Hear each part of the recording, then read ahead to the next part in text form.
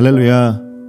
사가교회의 첫 주일을 기념하는 예배에 함께하신 여러분을 주님의 이름으로 환영하고 축복합니다.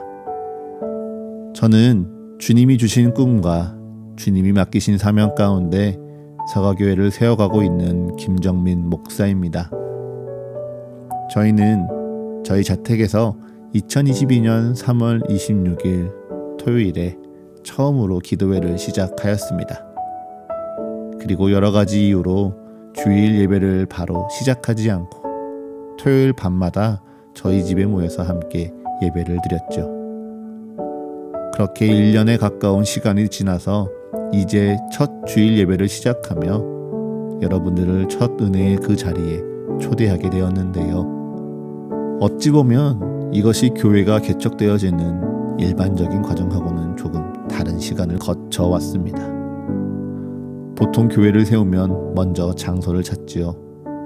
그리고 장소가 생기면 그곳에 알맞는 장비를 채우고 또한 구비합니다.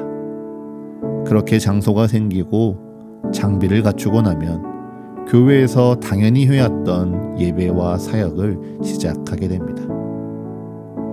저 또한 교회를 준비하는 과정 가운데 그런 시간들과 고민이 있었습니다. 사실 제가 교회를 개척하게 되었다는 소식을 전해들은 교회와 몇몇 성도분들께서 감사하게 장소를 제공해 주시겠다는 기회가 여러 번 있었습니다. 재정도 아직 없고 아직 성도도 충분하지 않는 이 교회에 그런 장소를 사용할 수 있게 될까? 정말 감사한 기회들이었지요. 그런데 저는 그러한 기회들을 정중하게 거절했습니다. 그것은 아직 제 안에 풀어내고 싶은 기도의 숙제가 있었기 때문인데요. 그것은 바로 교회는 무엇일까라는 고민이었습니다.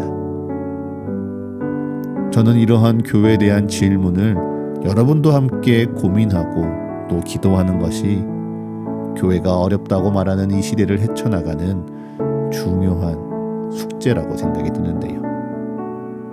다만 여러분들에게 당부드리는 건 그 질문을 던지며 또한 기도할 때 결코 답이 한 가지라 오해하지 말라는 사실입니다. 만약 교회가 이것이다라는 정의가 분명했다면 그건 한 사람의 입이 아니라 하나님께서 성경에 기록하여 우리에게 전해 주셨을 것입니다. 하지만 성경에는 교회는 하나님의 몸이라는 신비로운 표현 말고는요, 그 어디에도 우리 시대의 언어와 단어로 교회를 정의 내리고 있지는 않습니다. 그렇기에 교회가 무엇이라 묻는다면 아마 그 정의는 목회자의 수만큼 답이 나올 것 같습니다. 성도들에게 묻는다면 각자 중요하게 여기는 가치에 따라 또 다르게 이야기할 수도 있겠죠. 그처럼 세상에는요, 다양한 생각과 다양한 모습을 갖춘 교회들이 있습니다. 그리고 지금도 다양한 모습과 다양한 가치를 쫓는 교회들이 개척되고 생겨져 나고 있죠. 그 가운데 저는 교회에 대해서 이렇게 정의 내렸습니다. 교회는 그리스도를 주로 고백하는 성도들의 모임, 즉 공동체라고 말이죠. 공동체가요, 이 교회에만 특별한 것은 아닙니다. 세상에서도요, 특별한 목적이나 가치를 같이 공유하는 사람들을 공동체라고도 부르죠. 우리도 그와 마찬가지입니다. 우리는 예수님을 하나님의 아들이라 고백하며 예수님이 우리의 구원자라는 믿음 가운데 이 땅을 살아가는 사람들입니다. 그리고 그 믿음 가운데 어떻게 이 땅에서 살아가야 할지 함께 힘쓰며 나누고 예배하기 위해 우리는 정해진 시간, 정해진 장소에 모이는 것입니다. 그리고 이곳에서 우리는 함께 예배하고 함께 교제하며 세상을 어떻게 살아가야 할지 고민하기도 하고요. 또 다시 세상으로 나아가 그곳에서 주님의 뜻대로 살아내기 위해 힘쓰고도 있습니다. 저는 다른 무엇보다 이 성도들의 모임, 이 공동체가 바로 교회라고 생각하였습니다. 그래서 그 공동체를 사랑하는 마음, 그 공동체를 소중하게 여기는 마음을 갖는 것, 무엇보다 이 공동체가 이 땅 가운데 우리에게 반드시 필요하다고 인정하는 것이 다른 그 무엇보다 먼저 우리가 꿰어야 할 첫 단추라고 여겼습니다. 그 마음 가운데 저희는 매주 토요일 밤이 늦도록 같이 예배하며 기도했습니다. 날이 넘어가도록 삶을 나누었고요. 나눔이 깊어지며 같이 울고 또한 서로의 눈물을 닦아주었습니다. 그 시간 속에 나의 고민이 서로의 고민이 되었고, 나의 문제가 서로의 문제가 되며 서로가 서로를 돌봐주고 서로가 함께 살아내기 시작했습니다. 그렇게 무슨 일이 있든지 모이기를 힘쓰는 사람들, 모여서 사소한 것부터 커다란 문제까지 무슨 이야기를 하더라도 내가 어떻게 보일까 두려워하지 않게 된 사람들, 함께 먹고 함께 나누기 위해 내 마음을 나누는 것이 부끄러움이 되지 않고 오히려 즐거움이 되는 사람들, 그런 사람들의 모임을 꿈꾸며 그러한 모임을 이 세상에 무엇이라 부를까 고민하니 그것이 바로 가족들이었습니다. 여기에 저희 가족분들도 함께 참석해 주셨는데요. 저는 늘 저희 가족을 생각하면 부끄럽고 죄송하고 감사한 마음뿐입니다. 사실 저는 갑작스러운 하나님의 부르심 가운데 저희 가족들의 마음을 염려시켰고요. 가족들이 저를 향해 갖고 있던 기대를 다 깨트렸습니다. 무엇보다 저희 가족은 제 부족한 성격과 고집으로 참 많이 힘들고 상처받으셨을 것입니다. 그리고 지금까지도 능력이 부족하기에 제가 힘이 되기보다 제게 힘이 되어줘야 하는 이 상황들로 참 많이 힘드실 것입니다. 그럼에도 불구하고 그런 모자란 저를 그저 지켜보고 또한 함께 살아내어 주신, 그리고 저를 사랑하여 주신 저희 가족이 여기 있었기에 저는 오늘 서가교회를 하나님의 뜻과 꿈에 따라 시작할 수 있었습니다. 저는 이 교회에서요, 그 가족의 사랑이 가득하길 꿈꾸며 기도하였습니다. 교회에 모인 성도들이, 그리고 그 성도들의 모임 안에 이 사랑이 넘치는 공동체가 되기를, 그래서 때론 견뎌주고 기다려주고 품어주고 함께 살아내어주며 서로에게 가족이 되어주기를 기도했습니다. 그리고 이것이 바로 세상의 공동체와 교회의 공동체가 가지게 될 가장 큰 차이라고 저는 생각했습니다. 생각해 보십시오. 세상에서도요, 수많은 사람들이 모여서 공동체를 이룹니다. 하지만 그 공동체는요, 서로의 목적이 끝이 나면 흩어지기도 하고요, 서로 마음이 조금만 달라지면 죽일 듯이 싸우고 나뉘어지는 것이 일상입니다. 그 싸움을 기준으로 본다면 우리 가족들도 마찬가지입니다. 가족 안에 얼마나 다툼이 많습니까? 서로 생각이 달라서, 성향이 달라서 가족들 안에서도요, 싸움이 끊이진 않습니다. 하지만 가족은 하나님이 사랑으로 맺어주신 이들이기에 싸웠다고 절대 끊을 수도 없고요, 가족이 아니라 말할 수도 없습니다. 저는 교회가 이러한 가족 같은 공동체가 되어지길 꿈꾸며 기도했습니다.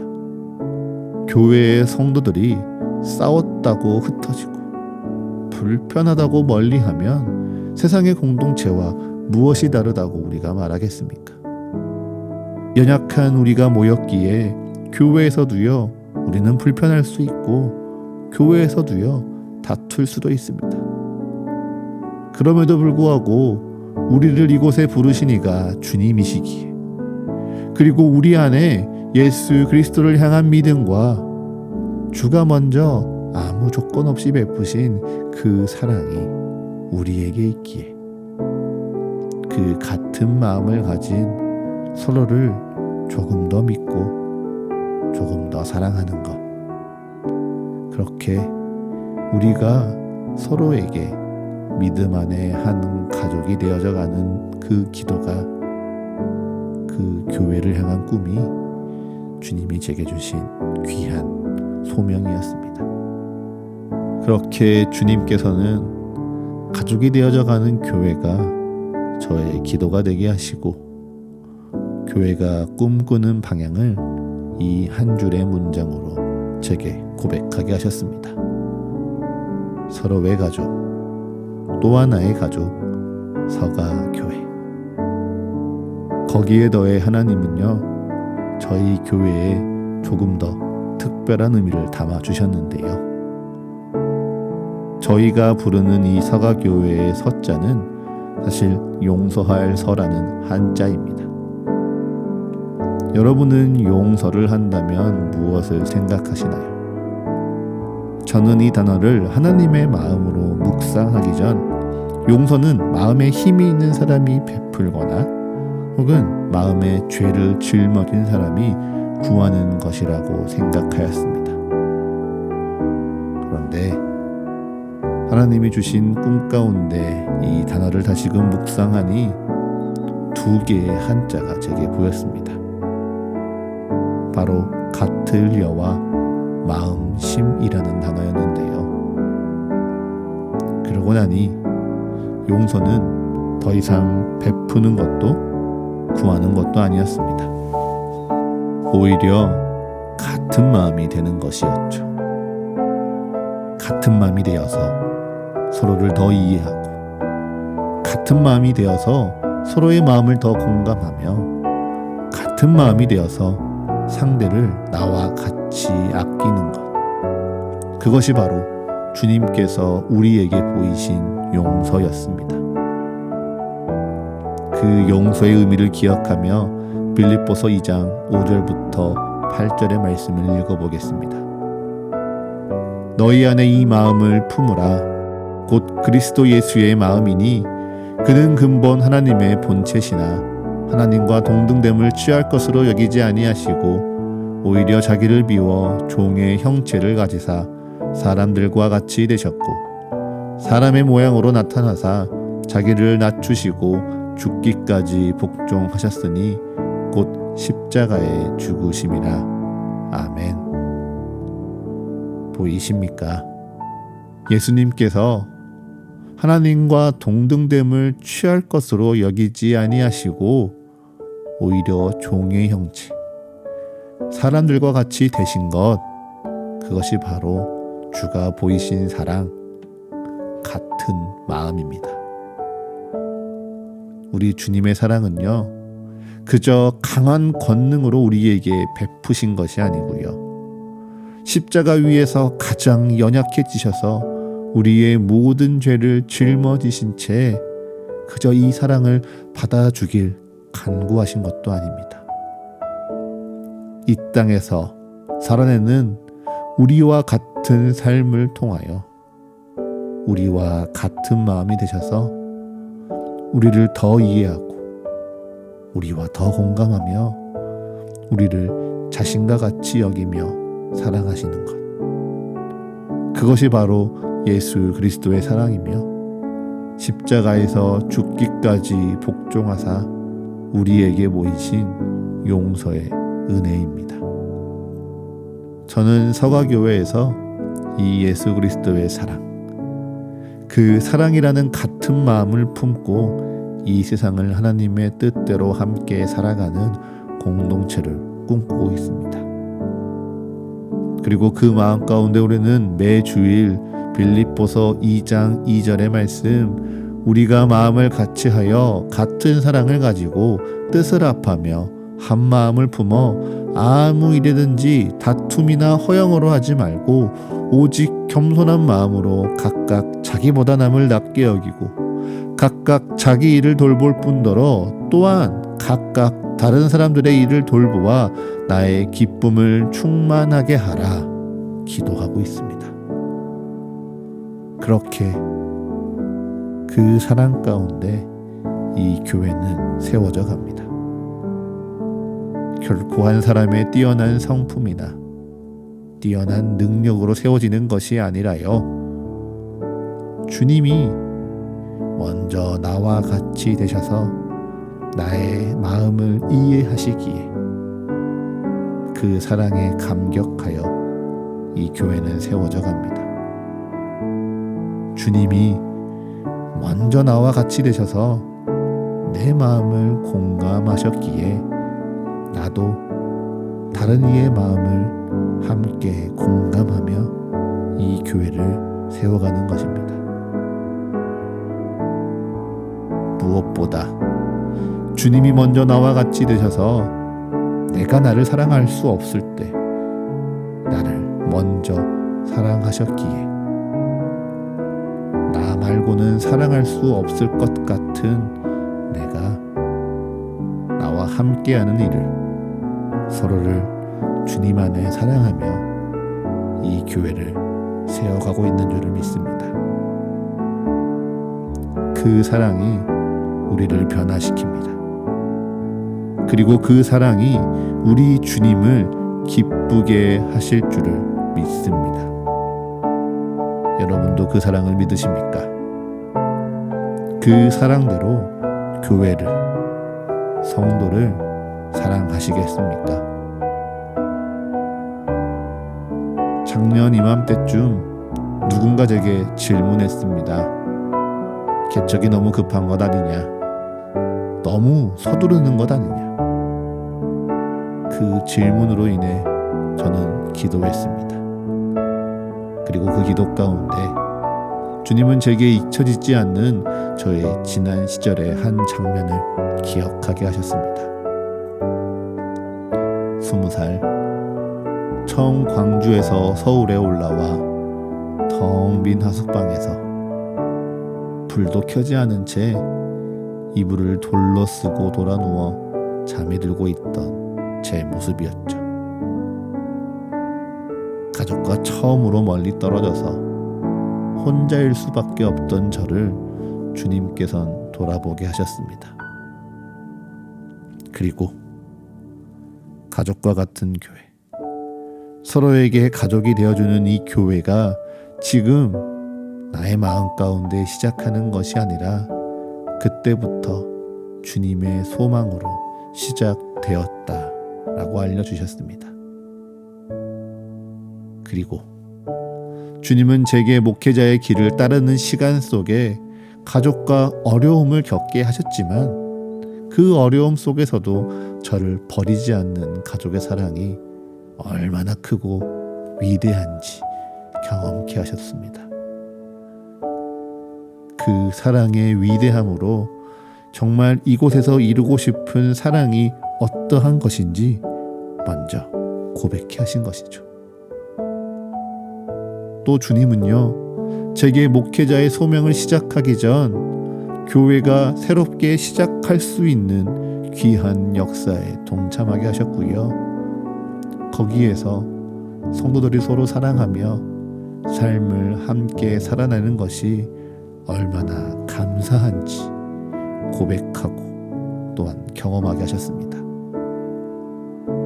저는 그처럼 삶의 모든 순간순간 속에 주님께서 소망함으로 심겨주신 씨앗을 통해 그 때를 알지 못하더라도 교회를 향한 꿈과 사랑이 넘치는 교회를 세워가길 소망하게 되었습니다. 그리고 그 때와 시기를 기도하며 묻는 과정 속에 주님은 제게 분명하게 말씀하셨고, 또한 교회를 세워가는 귀한 소명을 제게 맡겨주셨습니다. 그 부르심 가운데 저희는 8명의 지체와 함께 이제 이 주일 예배를 시작하며 정말 교회의 예배와 사역을 시작합니다. 그리고 우리에게 허락하셨고 깨닫고 고백하게 하신 그 사랑을, 누리기를 기뻐하는 그 사랑을 전하기 위해 예배하려고 합니다. 그 사랑으로 말미암아 이 세상을 살아가는 길을 찾기 위해요, 성경을 연구하고 또 공부하려고 합니다. 그 사랑으로 이 땅의 수많은 사람들을 초대하기 위해, 그 사랑으로 주님이 찾으시는 한 사람, 한 영혼을 초대하기 위해 세상을 섬기는 방법을 찾으려 하고요, 선교하는 길을 만들어 가려고 합니다. 그렇게 작으니까 변화하기 쉽고 또 빠르게 변화할 수 있는 이 교회가 감당해야 될 사명, 빠르게 변화하는 이 세상에 응답하고 반응하며 복음의 길을 함께 찾고 살아가는 이 사과교회의 사명을 다하려고 합니다. 여러분, 사명은요, 단순히 직업이 아닙니다. 사명은 단순히 일도 아닙니다. 오히려 사명은 주께서 우리를 부르신 그 길 가운데 어떠한 일이 있더라도 주의 뜻을 내가 떠나지 아니하며 믿음의 선한 싸움을 끝까지 달려가겠다는 우리의 믿음의 결단과 삶의 의지입니다. 말씀을 정리해 볼까요? 사랑하는 여러분, 사과교회가 이 사명을 감당할 수 있도록 부족한 목회자와 또한 힘과 지혜가 필요한 우리 성도들을 위해 기도 부탁드립니다. 여러분은 이제 이 사과교회의 뜻을 아셨습니다. 사과교회의 소망을 들으셨고 그 가운데 주님이 어떻게 부르셨는지 들으셨으며 저희에게 맡기신 사명을 아셨습니다. 그래서 하나님의 교회가 사람의 계획과 힘이 아니라 하나님의 뜻과 능력에 따라 어떻게 세워져 가는지 함께 바라보며 기뻐하실 주님의 귀한 증인들이 되셨습니다. 그러니 사랑하는 주님의 모든 예배자 여러분, 오늘 이 시간, 이 예배를 마치고 떠나는 그 시간부터 우리가 함께 살아가는 모든 순간 속에 사과교회를 위해 함께 기도해 주시고 중보해 주시기를 부탁드립니다. 보이시는 것처럼 아직 채워져야 될 것도, 함께 해야 될 손길도, 상황도, 재정도 부족한 교회입니다. 그럼에도 주님이 주신 분명한 꿈과 소망을 쫓아 달려가기를 두려워하지 않는 이 사과교회가 되기를, 그 뜻을 포기하지 않는 사과교회의 사명을 감당하도록 기도 부탁드립니다. 또한 마음의 감동이 닿으시는 대로 이 교회가 세워지는 귀한 사역 가운데 후원 부탁드립니다. 씨앗이 싹을 틔우고 생명을 내기까지 물과 양분과 바람과 햇살과 사랑이 필요합니다. 이 교회도 마찬가지입니다. 하나님이 심어주신 귀한 꿈과 소망이 이 땅 가운데 이루어질 수 있도록 여러분의 삶을 통하여, 여러분의 능력을 통하여 함께 지지해 주시고 후원해 주십시오.